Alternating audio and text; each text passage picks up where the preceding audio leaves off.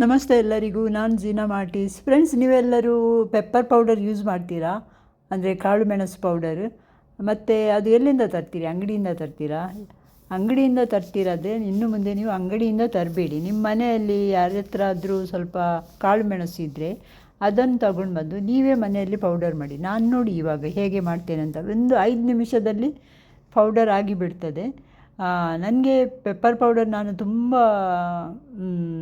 ತುಂಬ ಯೂಸ್ ಮಾಡ್ತೇನೆ. ಅಂದರೆ ನನಗೆ ಮೆಣಸಿನ ಪೌಡರ್ಗಿಂತ ಪೆಪ್ಪರ್ ಪೌಡರ್ ಜಾಸ್ತಿ ಯೂಸ್ ಮಾಡ್ತೇನೆ. ಸೊ ಹೇಗೆ ಮಾಡ್ತೇನೆ ಅಂದರೆ, ಇದರಲ್ಲಿದ್ದ ಕಸ ಎಲ್ಲ ಒಳ್ಳೆ ಮಾಡಿ ಕ್ಲೀನ್ ಮಾಡ್ತೇನೆ. ಇದು ನಾನು ಪೆಪ್ಪರ್ ಊರಿನಿಂದ ತಗೊಂಡು ಬಂದದ್ದು. ಇದು ಒಳ್ಳೆ ಹಣ್ಣಾದ ಕೆಂಪು ಇದ್ದ ಪೆಪ್ಪರ್. ಅದನ್ನು ಒಳ್ಳೆ ಮಾಡಿ ಒಣಗಿಸಿ ತಗೊಂಡು ಬಂದಿದ್ದು. ಹಾಳಾಗೋದಿಲ್ಲ ಇದು. 1 2 3 4 ವರ್ಷ ಇದ್ದರೂ ಹಾಳಾಗೋದಿಲ್ಲ. ಸೊ ಇದರದ್ದೇ ಪೌಡರ್ ಮಾಡಿ ನಾನು ಯೂಸ್ ಮಾಡೋದು. ನೋಡಿ, ಹೀಗೆ ಇದ್ದದ್ದೆಲ್ಲ ಕ್ಲೀನ್ ಇದೆ ಆದರೂ ಸಹ ಸ್ವಲ್ಪ ಕ್ಲೀನ್ ಮಾಡಿ ಅದನ್ನು ಇವಾಗ ನಾನು ಫಾಸ್ಟಾಗಿ ಪೆಪ್ಪರ್ ಪೌಡರ್ ಮಾಡಿ ಇಡ್ತೇನೆ. ನೋಡಿ, ತುಂಬ ಪರಿಮಳ ಇದೆ. ಇದು ಕಾಳು ಅಂದರೆ ಮನೆಯಲ್ಲೇ ಅದ ಕಾಳಲ್ಲ. ಸೊ ಅದಕ್ಕಾಗಿ ಏನು ಎಂಥ ಒಳ್ಳೆ ಒಣಗಿದ ಒಳ್ಳೆ ಹಣ್ಣಾದ ಪೆಪ್ಪರ್ ಇದು. ಸೊ ಹಾಗಾಗಿ ಒಳ್ಳೆ ಪರಿಮಳ ಇದೆ. ಇವಾಗಲೇ ಒಳ್ಳೆ ಪರಿಮಳ ಇದೆ. ಪೌಡರ್ ಮಾಡಿದ ಮೇಲೆ ತುಂಬ ಒಳ್ಳೆ ಪರಿಮಳ ಬರ್ತದೆ.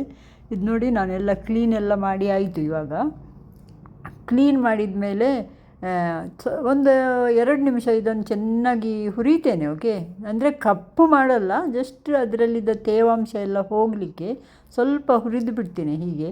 ಅಂದರೆ ಒಂದು 2 ತಿಂಗಳಿಗಷ್ಟಾದರೂ ಕೆಲವೊಮ್ಮೆ ಉಳಿತದೆ ಅದು ನನ್ನ ಹತ್ರ. ಸೊ ಅದಕ್ಕಾಗಿ ಇದು ರೋಸ್ಟ್ ಮಾಡಿದೆ ಒಂದು 2 ನಿಮಿಷ.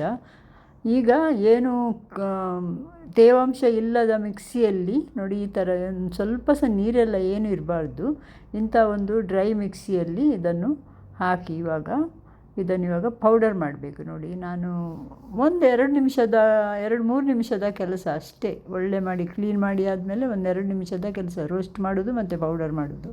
ಸೊ ಹೀಗೆ ನಾನು ಫಾಸ್ಟಾಗಿ 1 ನಿಮಿಷ ತಿರುಗಿಸಿದರೆ ಸಾಕು. ಹೀಗೆ ಫೈನಾದ ಪೌಡರ್ ಆಗ್ತದೆ. ಎಷ್ಟು ಒಳ್ಳೆ ಘಮ ಬರ್ತದಂದರೆ ಖುಷಿ ಆಗ್ತದೆ. ಅಂದರೆ ಅಂಗಡಿಯಿಂದ ತಗೊಂಡು ಬಂದು ಇಷ್ಟು ಒಳ್ಳೆ ಪರಿಮಳ ಬರೋದಿಲ್ಲ. ನೋಡಿ, ಫೈನ್ ಪೌಡರ್ ಆಯಿತು. ಇದನ್ನು ಇವಾಗ ಒಂದು ಏರ್ ಟೈಟ್ ಡಬ್ಬದಲ್ಲಿ ಹಾಕಿ ಇಟ್ಟರೆ ನೋಡಿ, ಇದು ಏನು ಹಾಳಾಗೋಲ್ಲ ಮತ್ತು ಅದರ ಪರಿಮಳ ಕೂಡ ಹಾಗೇ ಇರ್ತದೆ. ಸೊ ನೀವು ಕೂಡ ಮನೆಯಲ್ಲಿಯೇ ಮಾಡಿ. ಹೀಗೆ ಪೆಪ್ಪರ್ ಪೌಡರ್ ಯಾರಾದರೂ ಯೂಸ್ ಮಾಡ್ತೀರಾದರೆ ಮನೆಯಲ್ಲಿಯೇ ಮಾಡಿ. ಯಾಕೆ ಅಂಗಡಿಯಿಂದ ತರಬೇಕು? ಹೌದಲ್ಲ, ಇವಾಗ ಎಲ್ಲರ ಮನೆಯಲ್ಲಿ ಪೆಪ್ಪರ್ ಇರ್ತದೆ. ಇಲ್ಲದಿದ್ದರೂ ಯಾರಾದರೂ ಕೊಡ್ತಾರೆ ಪೆಪ್ಪರ್. ಮನೆಯಲ್ಲೇ ಮಾಡಿದ ಪೆಪ್ಪರ್ ತಗೊಂಡು ಬಂದು ಇದನ್ನು ಹೀಗೆ ಪೌಡರ್ ಮಾಡಿ ಒಂದು ಏರ್ ಟೈಟ್ ಬಾಕ್ಸಲ್ಲಿ ಹಾಕಿ ಇಡಿ, ಆಯಿತಾ?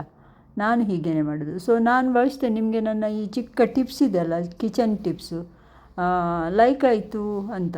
ಲೈಕ್ ಆದರೆ ಲೈಕ್ ಕೊಡಿ, ಶೇರ್ ಮಾಡಿ ನಿಮ್ಮ ಫ್ರೆಂಡ್ಸಿಗೆಲ್ಲ. ಮತ್ತು ನನ್ನ ಚಾನೆಲ್ ಕೂಡ ಸಬ್ಸ್ಕ್ರೈಬ್ ಮಾಡಿ ಫ್ರೆಂಡ್ಸ್. ಚಾನೆಲ್ ಸಬ್ಸ್ಕ್ರೈಬ್ ಮಾಡಿ ವಾಪಸ್ ತೆಗಿಬೇಡಿ. ಓಕೆ, ಸೊ ಹೀಗೆ ನೀವು ಡಬ್ಬದಲ್ಲಿ ಹಾಕಿ ಟೈಟಾಗಿ ಇಟ್ಟು ಯೂಸ್ ಮಾಡಿ. ಮತ್ತು ಥ್ಯಾಂಕ್ ಯು ನಿಮಗೆಲ್ಲರಿಗೂ, ನನ್ನ ವಿಡಿಯೋ ನೋಡಿದವರಿಗೆ. ಇನ್ನೊಂದು ವಿಡಿಯೋದಲ್ಲಿ ಸಿಗುವ. ಓಕೆ, ಅಲ್ಲಿಯವರೆಗೆ bye bye. Thanks for watching.